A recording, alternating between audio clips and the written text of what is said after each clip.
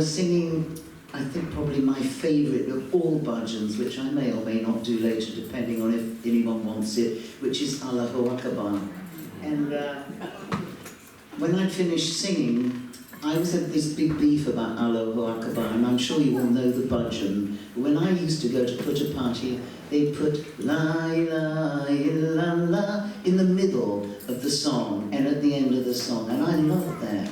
And there used to be a guy there, he's one of the great singers still there, called Ravi Kumar, and when he would start in singing it, the hairs on my arms would go up because of his wonderful voice.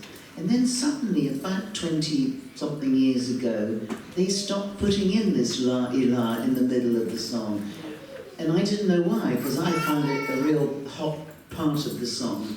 And Swami called me in over something else, and I said, look, Swami, I'm going into the studios, and suddenly your boys have taken these important lines out. Why? What should I do? Should I put it in or not? He said, you put it in. And twice I've been called in, and twice I've asked him that question, and twice he said, no, you put those lines in.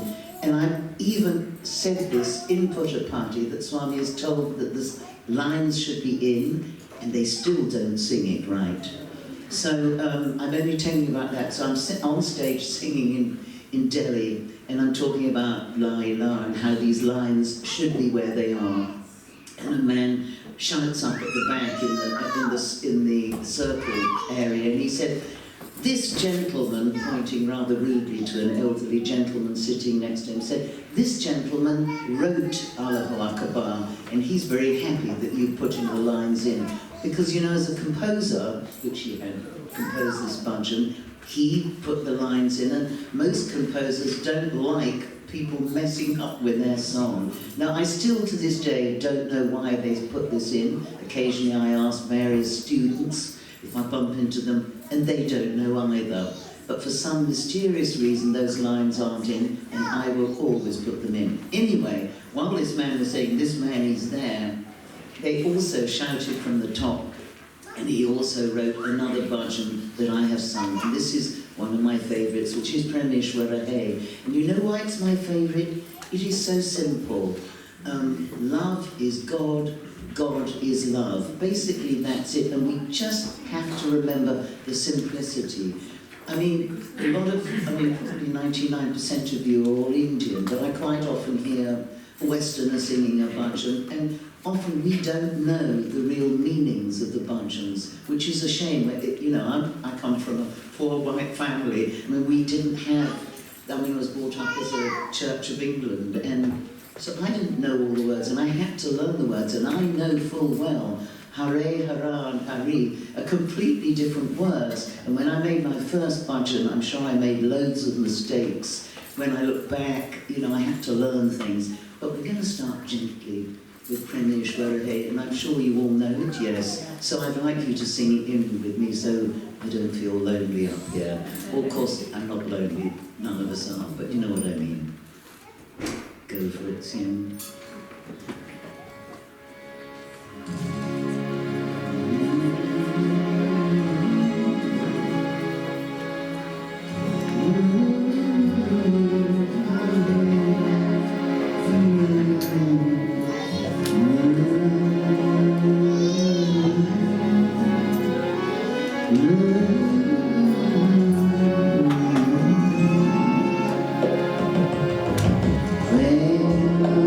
When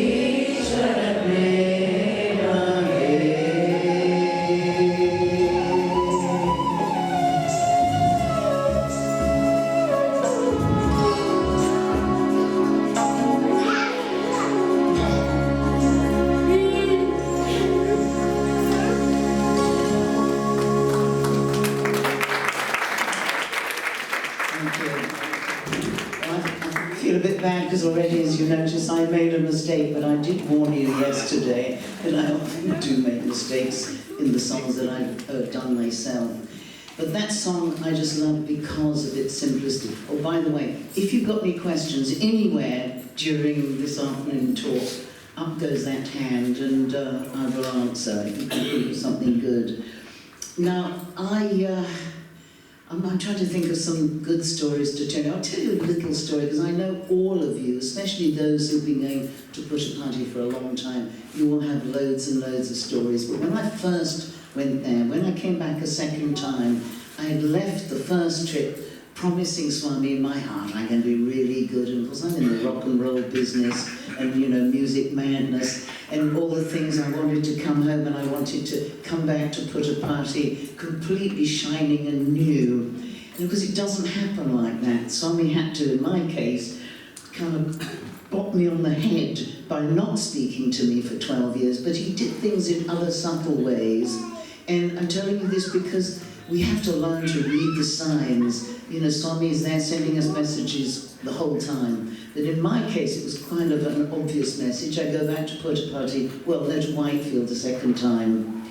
And I'm in the Bunchen Hall. I've been there for 3 days, and I have been walking around as if I had 10-ton blocks on my shoulders. I felt so miserable. All the goodness that I thought I was going to be, I thought I was going to grow wings in about 3 months, and they don't grow that fast. I felt like a complete failure. Everything that I had wanted to be and do, I hadn't done. So I go into the Bunchen Hall, and you know how that red stripe kind of is in the middle, dividing the men and women. I was about 20 rows back, but on the edge of the red stripe. And I started to look, everyone was singing the Bunchens, they're all happy and they're all clapping, and I felt like death, I felt awful, I felt unloved, I felt miserable, and suddenly I just could not stop crying. And it wasn't just normal, a few tears, it was as if somebody had turned on a tap. I have never cried like that before or since, and not only that, I couldn't stop. And I was sitting there like trying to hide myself from the woman in front, behind her shoulders, and the tears poured down. It was like the Ganges were pouring out of my eyes, and my whole skirt and dress thing was completely soaking wet. And Swami was up there, and he was sitting there with his left hand absolutely still, and he was beating time with his right hand, and he looked happy, and he didn't seem to mind that I was howling, but quietly. I mean, I didn't make a noise going on there. And then occasionally he'd look at me and he'd go like this as if to say, calm down. And I thought, well, it must be for the person in front of me, might be for the person behind me, or maybe it's for the men. And I shrunk a bit lower, just peeked over the shoulder of the woman in front. And so this went on for about 20 minutes, and me just pouring with liquid out of my eyes, and him going like this. And then I thought inside myself, and this was new coming to put a party, so I didn't into Whitefield, I didn't really know what I was doing. I said, Swami, if you can hear every single thing that I say, if you know what's in my heart, then I want a sign. And the only sign I could actually think of, because he hadn't moved his left hand once, that if he would beat time once with his left hand, then I would know that he had read my heart. And he just looked straight at me, went like that once with his left hand, and then he carried on being happy with his right hand. And that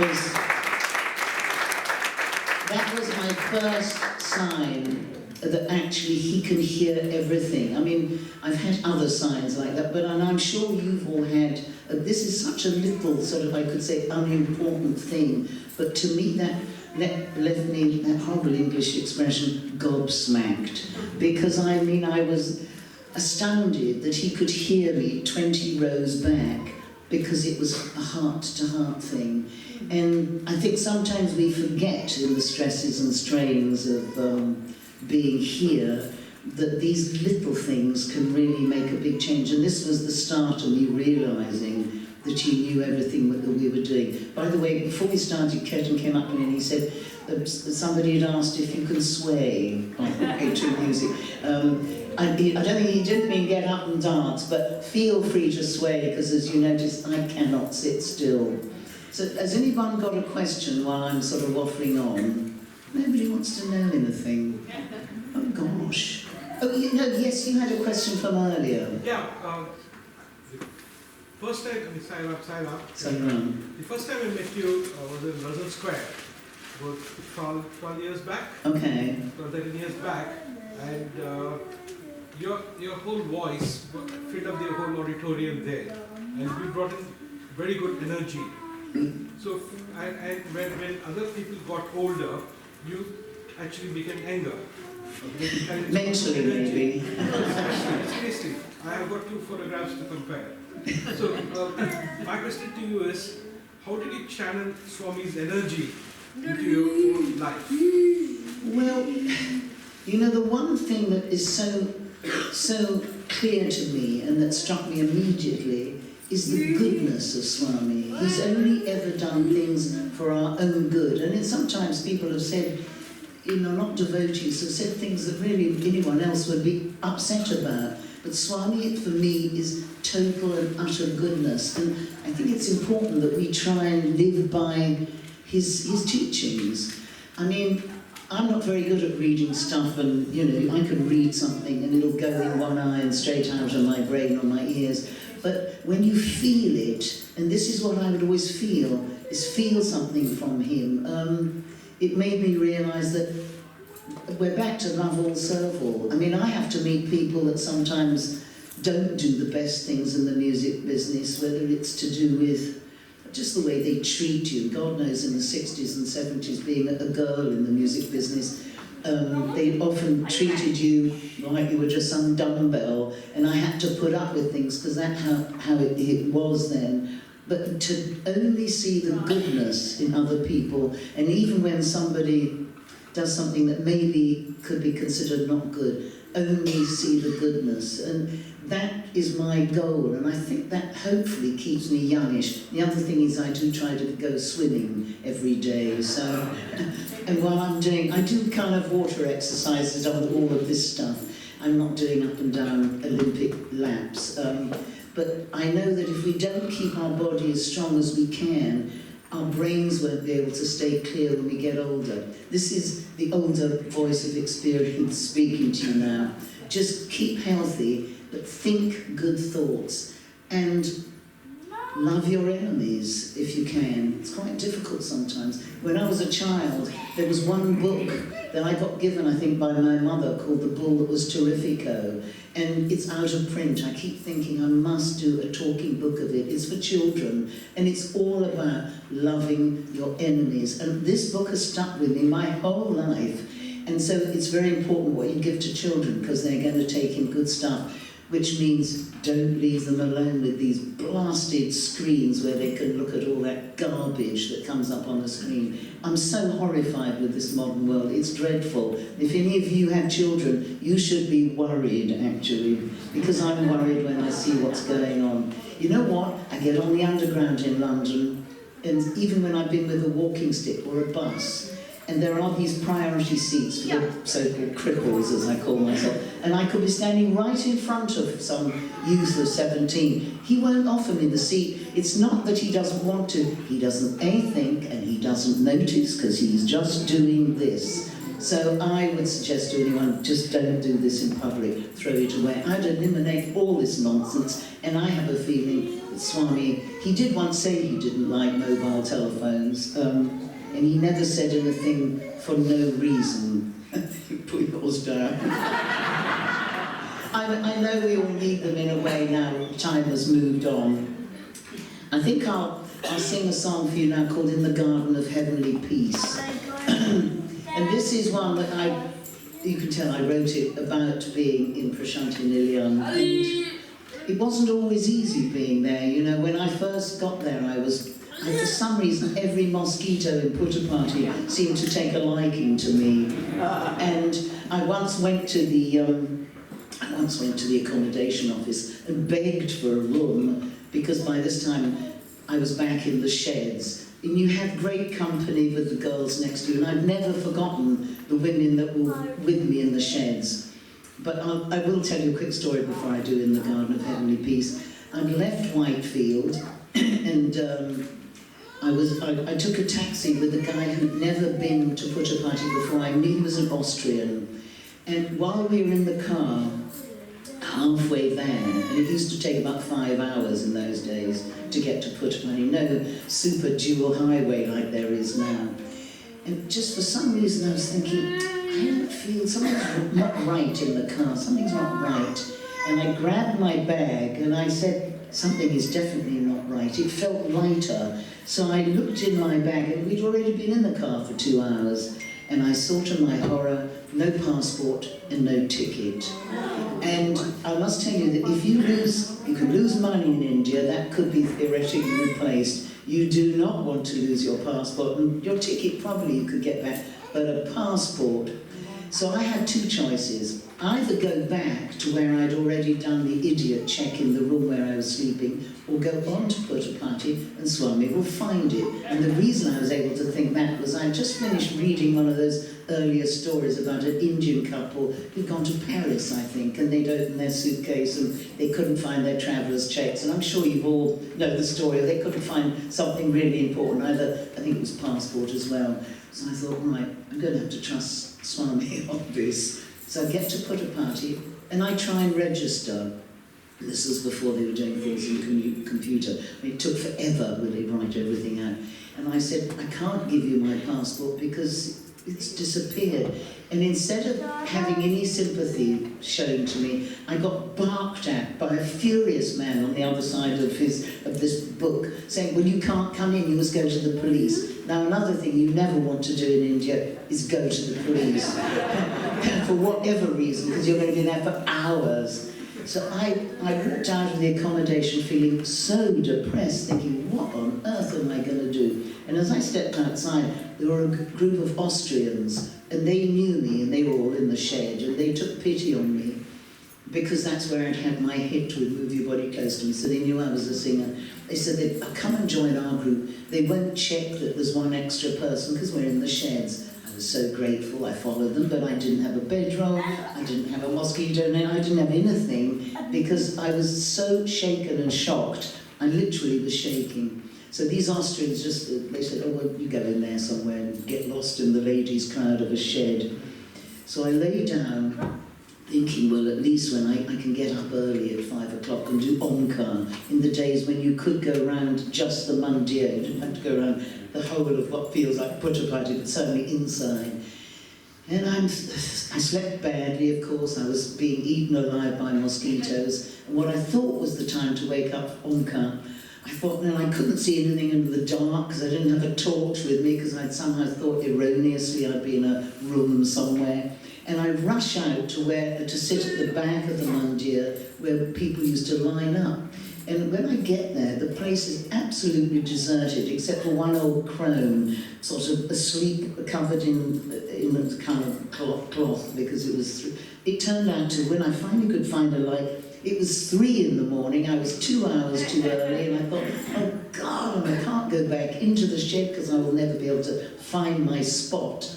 So I just sat there, and it was a boiling hot night, and there was no wind, and it's important, there was no wind, and I'm sitting there with my hand like this, but on my knees, thinking, Swami, you have to help me. I'm really in a pickle yet again. And suddenly I heard a plop sound, and into my hand fell a jasmine flower.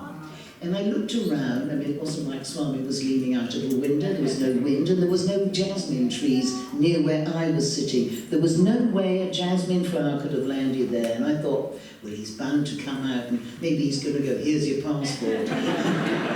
So I put the jasmine flower carefully stuck it away, went in for darshan. Swami came out. I was totally ignored, and I thought, oh God, what am I going to do? So what I used to do in those days, which you can't do that now, I think you can't even get there, I used to climb up into the hills above and sit on a rock and watch the eagles swooping. And I went up there just to get the cool breezes, because it was really hot then. And while I'm sitting up there, and there's that famous Noel Coward song, Mad Dogs and Englishmen Go Out in the Midday Sun. I was the mad dog. It was boiling hot, it was midday. I'm up there looking at the eagles thinking, what am I going to do? And I suddenly hear a voice inside me really clearly saying, go down right now to the main street. Go down now. So I went, oh, yes. So I rushed down to the main street, and that was where the accommodation office was. And as I got into the street, and there were people walking around, it wasn't that crowded because it was noon. As I just came up, a man came out of the accommodation office with my passport and my ticket in his hand, and we collided almost.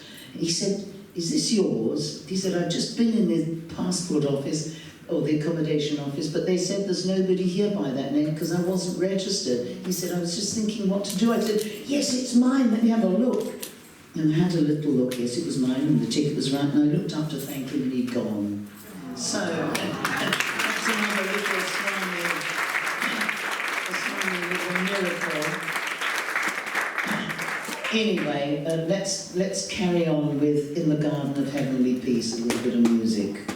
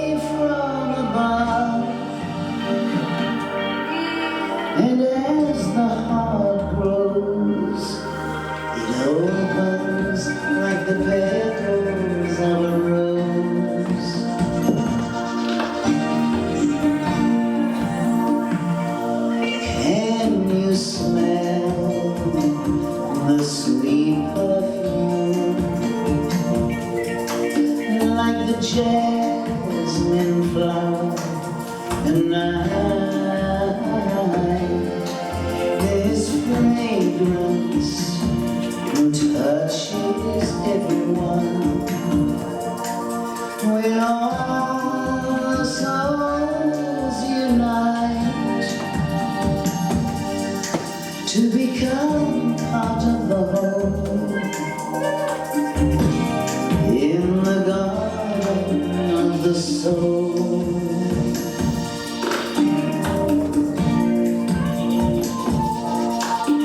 And love can only increase in the garden of heavenly peace.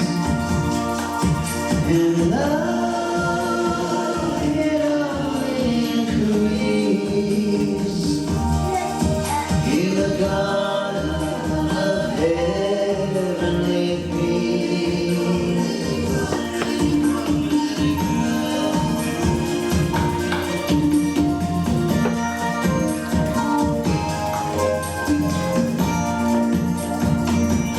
There's the lotus needs water, so dies my heart without you. And if all I see is an illusion, then is the sky really blue? There's an answer for mankind in the garden of the mind.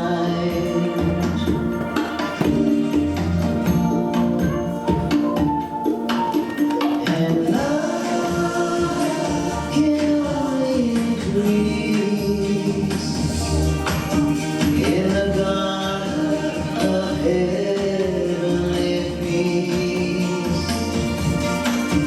And love can only increase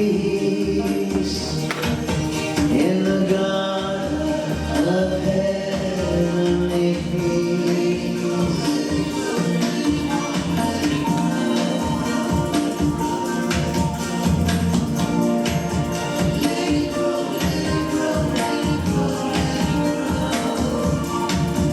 And love can only increase in the garden of heavenly peace.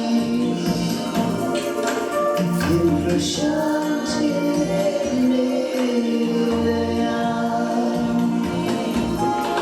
in Prashanti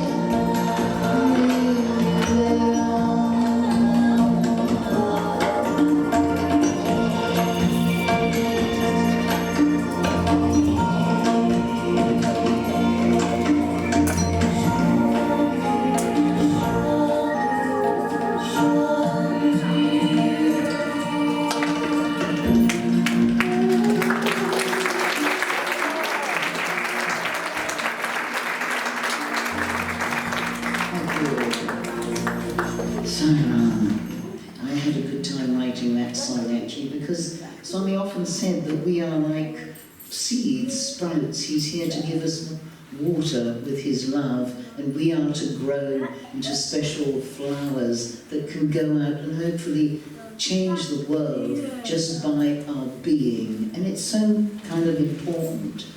Now, when I did the 70th birthday, I told you I had no idea what I was doing. I had the blues musicians there, and about 3 days before the concert started, I was out in the sort of in the village bit, and I saw some Japanese walking around with masks. Now this was before COVID, and I rather unchristianly thought, oh, what idiots, why on earth are they walking around with a mask? What's the matter with them?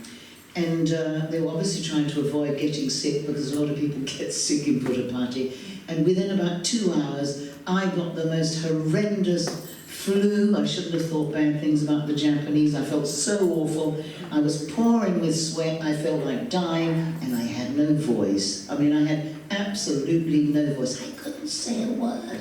And of course, I couldn't tell my musicians. I wouldn't have told them, because they would have been terrified, because how, you know, their leader, which they saw as me, if I couldn't sing. And also, they were in the men's side. I didn't even know where they were. So come the day of the concert, we were for hours in this, behind the area where the people were coming in and out, and each person was introduced by a famous cricketer. Sachin Tendulkar was doing things, and the one I had to introduce me was the guy called Alvin Kalichara, and I don't know if you guys know anything about cricket, but anyway, there were loads of cricketers there, and I should have been feeling marvellous and joyous, but I couldn't feel that because I had no voice.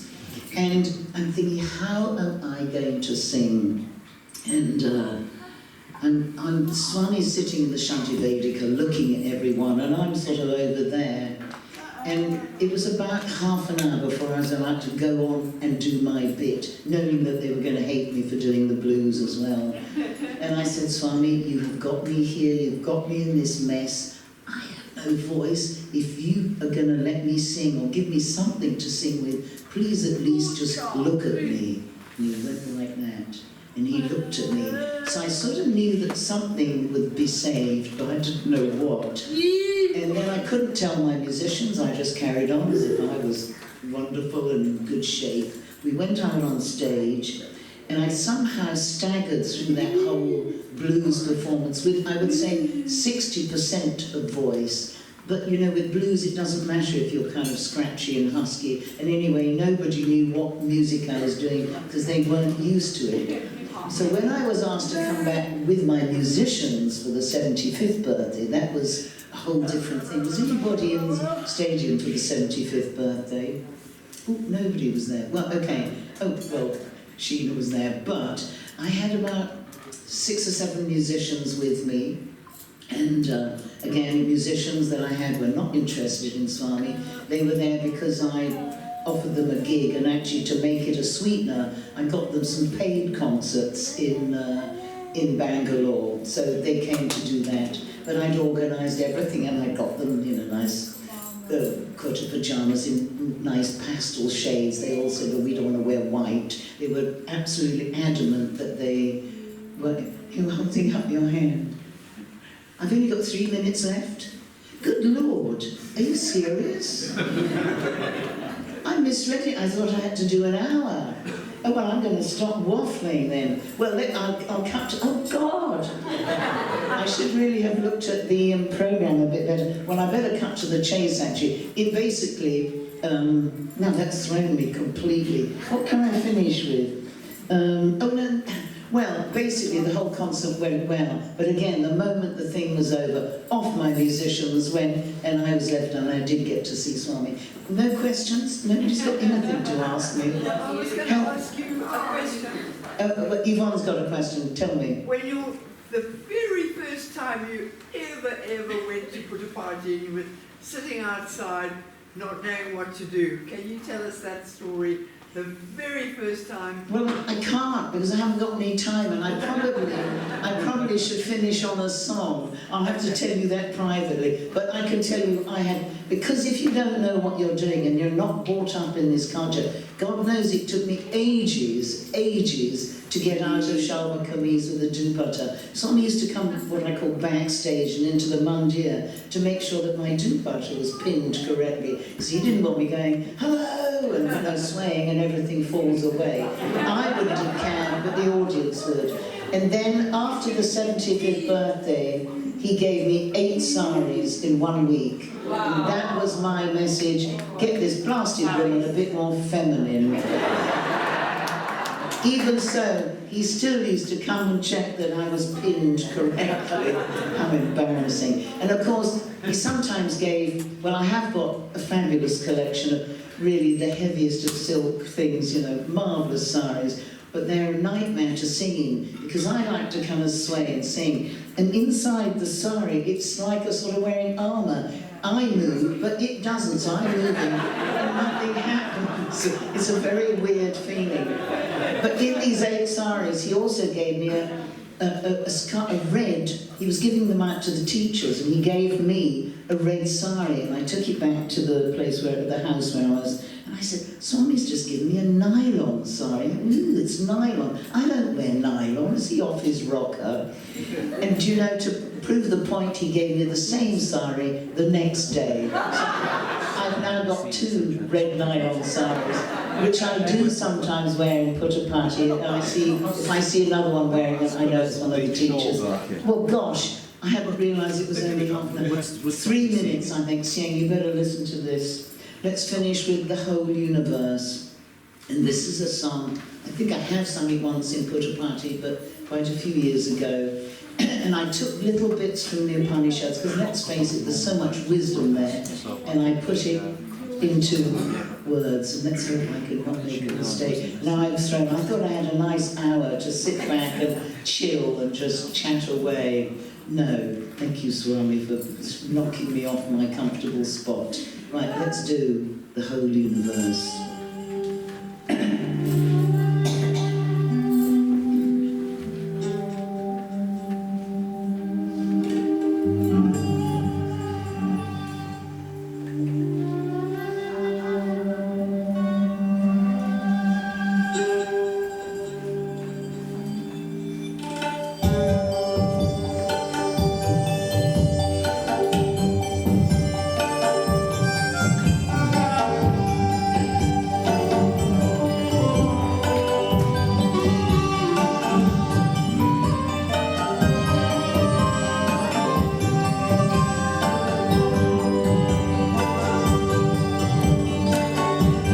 Space within the heart is as great as this vast universe. The heavens and the earth is there, the sun and the moon and the stars, the fire and lightning, the wind is there, and all that is, and all that is not, belongs to him, and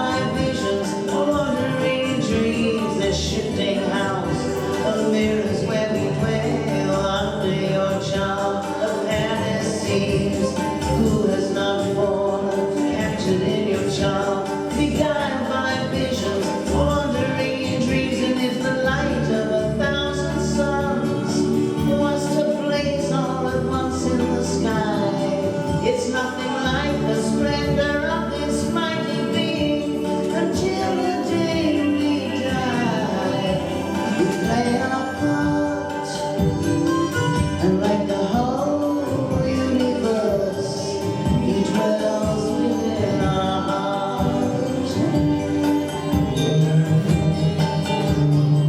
Oh, we play our part, and like the whole universe, He dwells within our heart.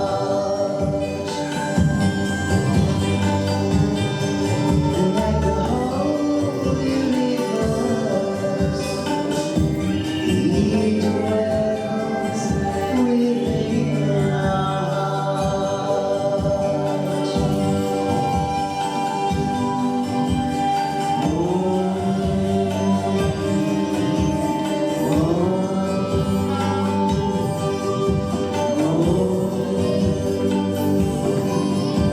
Shanti, Shanti, Shanti.